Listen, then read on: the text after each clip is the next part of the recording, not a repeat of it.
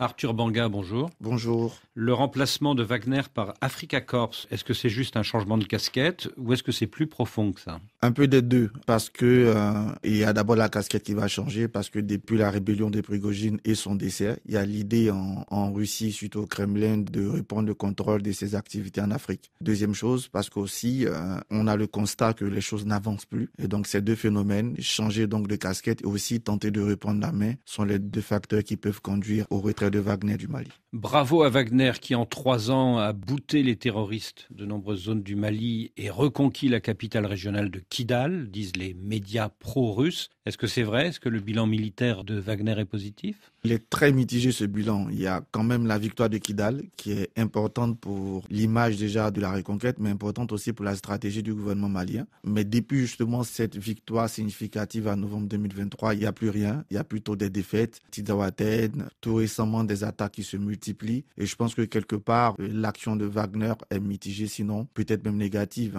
quand on fait la balance. Alors en effet, en juillet 2024, plus de 80 mercenaires de Wagner auraient été tués par les rebelles touaregs du FLA lors de la bataille de Tinzaouaten. Est-ce que cette défaite militaire a pu porter atteinte au moral des troupes russes? Est-ce l'une des raisons du changement de nom aujourd'hui? Oui, c'était une défaite beaucoup commentée. Et puis on a encore les images de prisonniers qui ont été faits par ces groupes. Et qui sont toujours aux mains des rebelles. Oui. Voilà, et ces images diffusées ont porté vraiment atteinte parce que l'idée, c'est que Wagner venait réussir le job que, par exemple, l'armée française ou Takuba n'a pas pu faire. Et là, malheureusement pour les Maliens, le constat est amer et cette défaite a marqué les esprits et surtout décrédibilisé un peu Wagner, surtout après leur victoire à Kidal. Alors justement, si on compare le bilan Wagner au bilan Barkhane, qu'est-ce qu'on peut dire? Je pense qu'on peut tirer les mêmes enseignements de ces deux opérations. C'est vrai que Barkhane a eu beaucoup plus de moyens, beaucoup plus d'hommes et certainement beaucoup plus de succès aussi militaire, tactique. Mais finalement, la guerre contre le terrorisme, quand on regarde ce que Wagner ou Barkhane ont fait, soit vous vous trouvez dans le cas de Barkhane où vous devenez perçu comme une force d'occupation, vous perdez votre statut de force de libération pour une force d'occupation, soit comme Wagner, vous comprenez que on peut avoir des victoires tactiques, mais au final, le bilan est mitigé. Concrètement, est-ce qu'il est vrai que 70 à 80% des combattants russes de Wagner sont recyclés aujourd'hui dans Afrika Korps? Les officiers pareil? Oui, l'idée, c'est, surtout pour le Kremlin, c'est pas d'abandonner les activités de Wagner, mais c'est d'en reprendre le contrôle. Et reprendre le contrôle signifie qu'on pourra s'appuyer sur l'expérience d'officiers, sur le savoir-faire de certains combattants, leur connaissance du terrain. On va sans doute écarter ceux qu'on va juger inefficaces, ceux qu'on va juger trop proches de Prigojine, ceux qu'on va juger un peu contraires à l'esprit du Kremlin, mais c'est la même chose, c'est la même idée avec aujourd'hui plus d'implication directe même du Kremlin, parce que Wagner jusque-là était vu comme une milice privée, mais avec Afrika Korps, on voit bien qu'il y a une main officielle de l'État russe dans les activités de cette unité-là. Est-ce que Afrika Korps aura plus de matériel de guerre que Wagner? Pas si sûr, parce que n'oublions pas que la Russie elle-même est occupée sur le front ukrainien. Elle a aussi des enjeux stratégiques partout dans le monde. Le front syrien, par exemple, les questions de l'Indo-Pacifique. Et donc, je ne crois pas qu'il y ait un accroissement massif des moyens, mais peut-être une restructuration, peut-être quelques moyens supplémentaires, peut-être un contrôle plus direct du Kremlin, mais il ne faut pas s'entendre une révolution non plus. Oui, mais en janvier dernier, il y a quand même une centaine de blindés russes qui ont débarqué à Conakry et qui ont fait route jusqu'à Bamako. Pour très peu de résultats pour l'instant sur le terrain.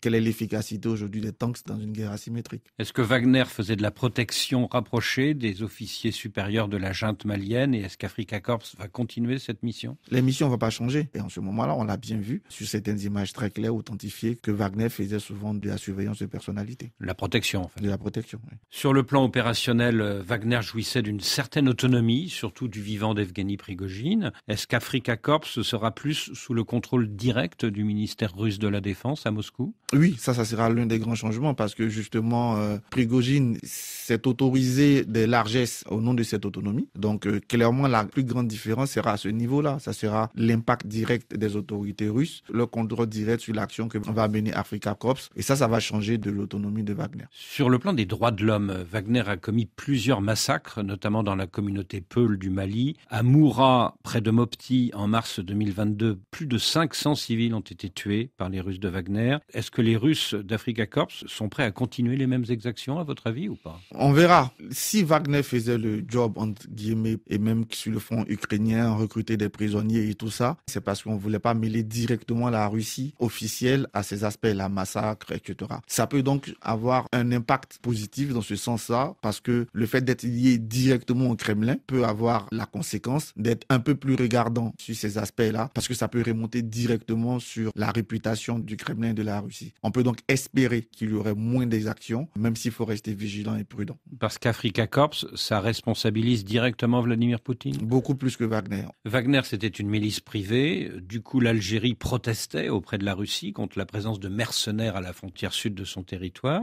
Est-ce qu'Africa Corps est plus présentable sur le plan diplomatique aux yeux des pays de la région? Plus présentable, mais ça reste quand même un problème pour l'Algérie qui ne va pas accepter une présence trop accrue à ses frontières. Elle va sans doute changer le terme de mercenaire, mais elle n'hésitera pas un moment à contester cette présence s'il y a un rapprochement trop grand. Sur le plan économique, Wagner crée des compagnies minières pour exploiter les ressources locales, aussi bien au Mali qu'en République centrafricaine. Que va-t-il en être maintenant avec Africa Corps?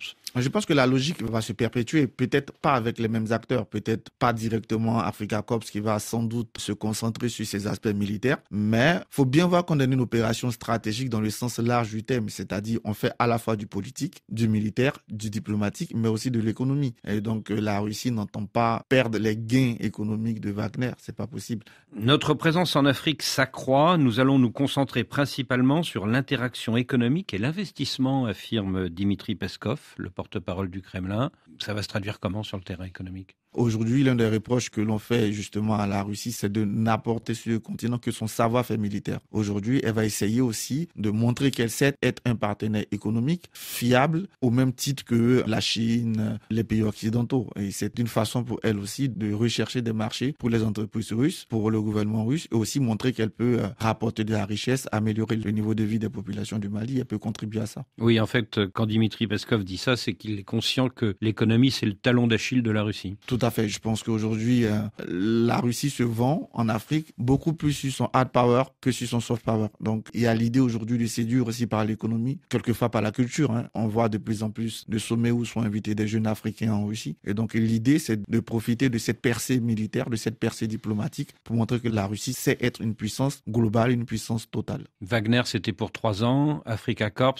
c'est pour 30 ans. Je pense que sauf changement de régime ou sauf grosse divergence, mais on n'en prend pas le chemin. Je pense que la Russie est encore pour le moment au Mali, au Niger et au Burkina, avec l'idée justement de s'étendre dans les autres pays d'Afrique de l'Ouest. Pas nécessairement de façon aussi brutale ou militaire, mais l'idée, c'est de s'étendre dans un cadre plus durable, dans un cadre plus global. Et vous avez rappelé les mots de Peskov, c'est aujourd'hui asseoir à la fois du militaire, du diplomatique, de l'économique et même du culturel. Arthur Banga, merci. Je vous remercie.